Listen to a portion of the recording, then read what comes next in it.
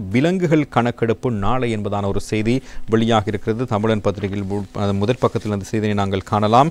குறிப்பாக பயிர்களுக்கு சேதம் விளைவிக்கும் விலங்குகளின் கணக்கெடுப்பை நாளை சனிக்கிழமை 15ஆம் தேதி முன்னெடுப்பதற்கு விவசாய அமைச்சு நடவடிக்கைகள் எடுத்திருக்கின்ற நிலையில் விவசாயிகள் தங்கள் விவசாய நிலங்களில் உள்ள விலங்குகளை எண்ணுவதற்கு 5 நிமிடங்கள் வழங்கப்பட்டிருக்கின்றன. அதன்படி விலங்கு கணக்கெடுப்பு நாளை காலை 8 மணி முதல் காலை 8:05 மணி வரை நடத்தப்படும் என்பதான விடயம் வெளிப்படுத்தப்பட்டிருக்கிறது. இதற்கு முன்னர் விலங்கு கணக்கெடுப்பு தொடர்பான ஆவணங்களை அச்சிடுவதற்கு ரூபாய் 2.4 மில்லியன் செலவிடப்பட்டதாக விவசாய கால்நடை நிலங்கள் மற்றும் நீர்ப்பாசன அமைச்சு தெரிவித்திருக்கின்ற விடயங்களும் அதில் சுட்டிக்காட்டப்பட்டிருப்பதையும் நாங்கள் காணலாம். அமைச்சின் கூற்றும்படி மக்கள் தொகை கணக்கெடுப்பு ஆவணங்களை அச்சிடுவதற்கு வெட்வரி உட்பட மொத்தம் 24,78,000 ரூபாய் செலவிடப்பட்டது. மேலும் கணக்கெடுப்புக்காக இது போன்ற சுமார் 7 மில்லியன் ஆவணங்களை தயாரிக்குமாறு அரசு அச்சக திணைக்களத்திற்கு அறிவுறுத்தப்பட்டிருக்கிறது. சனிக்கிழமை விலங்கு கணக்கெடுப்பை மிகவும் துல்லியமாகவும் திறமையாகவும் நடத்த விவசாய அமைச்சு வளாகத்தில் ஒரு செயற்பாட்டு அறை நிறுவப்பட்டுள்ளதாகவும் தெரிவிக்கப்படுகிறது. பயிர்களை சேதப்படுத்தும்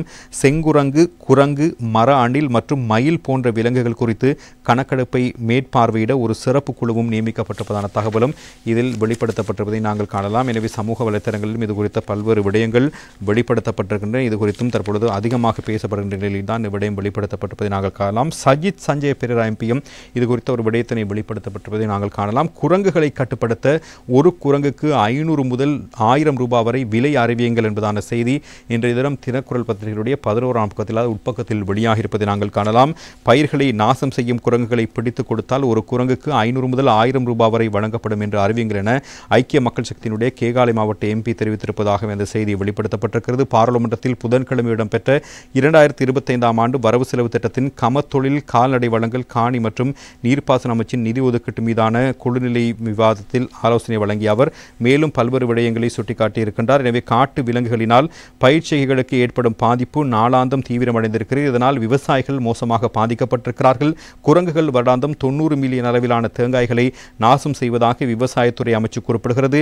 காட்டு விலங்குகளை கட்டுப்படுத்துவதற்கு எமது அரசாங்கத்திலும் பல நடவடிக்கைகள் முன்னெடுக்கப்பட்டன. விலங்குகளுக்கு கருத்தடை செய்வது அல்லது குரங்குகள் உள்ளிட்ட அதிக இனப்பெருக்கமடையும் விலங்குகளை தனித்த காடு பகுதிகளுக்கு கொண்டு சென்று விடுதல் உள்ளிட்ட பல்வேறு விடயங்களும் முன்வைக்கப்பட்டிருந்தன.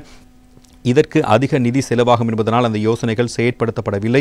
மார்ச் 15ஆம் தேதி வீட்டுத் தோட்டங்களுக்கும் விளைநிலங்களுக்கும் வரும் காட்டு விலங்குகளை கணக்கிடுமாறு குறிப்பிடப்படுகிறது. கணக்கிடுவதால் மாத்திரம் இந்த பிரச்சினைக்கு தீர்வு காண முடியாது.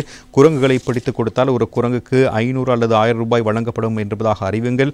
குரங்குகளை பயிற்சிகளை அதிக அளவில் நாசம் செய்கின்றன. கருத்தடை செய்ய முடியாவிடின் அவற்றை தனித்த காட்டுப் பகுதிகளுக்காவது கொண்டு சென்று விடுங்கள். காட்டு விலங்குகளை கட்டுப்படுத்தாமல் விவசாயத்துறையில் தன்னிறைவை காண முடியாது என்பதான விடயம் அவரால் பிரதானமாக வெளிப்படுத்தப்பட்டிருப்பதையும் நாங்கள் அவதானிக்கக்கூடியதாக இருக்கிறது.